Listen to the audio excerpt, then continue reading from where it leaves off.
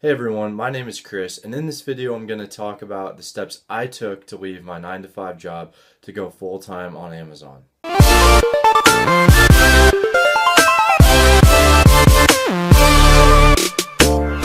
Okay everyone, thanks for watching. The goal for this video is to help anyone out that was in the position I was about a year ago.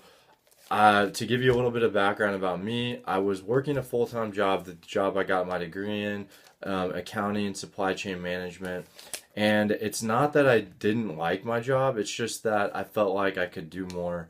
I felt like I could do more with my life, and I wanted a change. So it was September of 2016.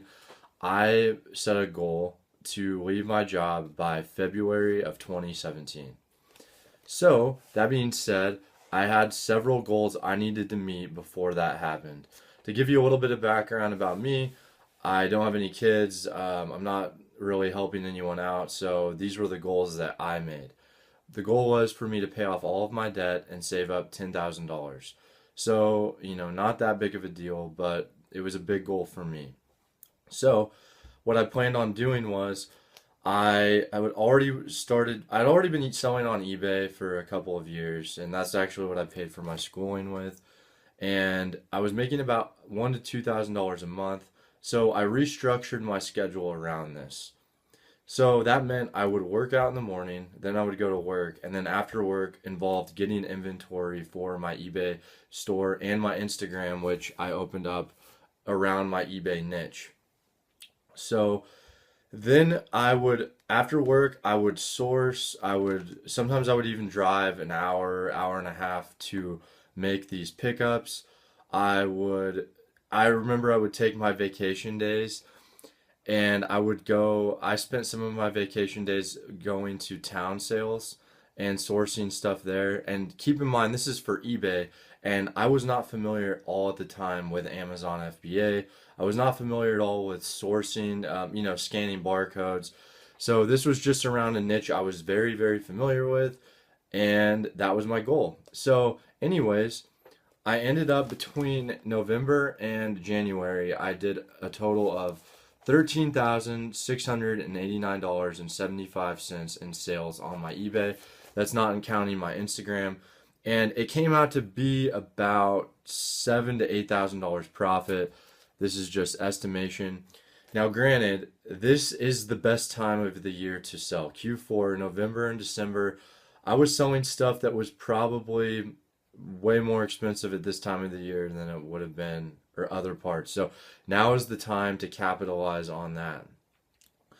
So I set my goals for myself and I ended up leaving my job in February. And more importantly, I was able to the amount I sold, it gave me enough confidence to where I was just thinking, if I was doing this part-time, imagine how much money I could make doing this full-time and giving it 100% effort.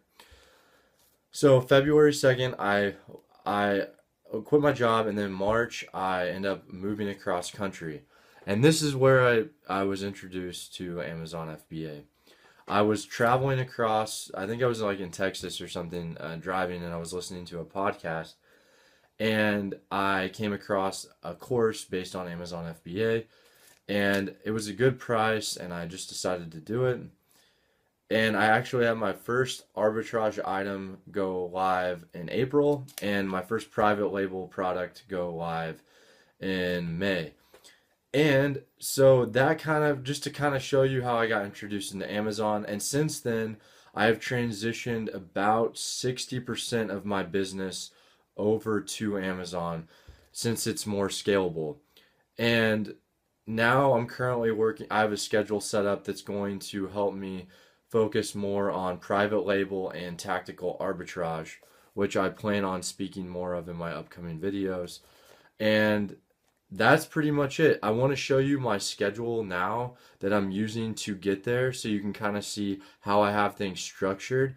And feedback from you guys is great as well. Definitely would like to see what you guys think of this as well. Other than that, let's get right into it. All right, guys. So I'm just going to show you my really quick schedule. And I think the biggest challenge between arbitrage and private label is when you're balancing both is there's just so many aspects to your business.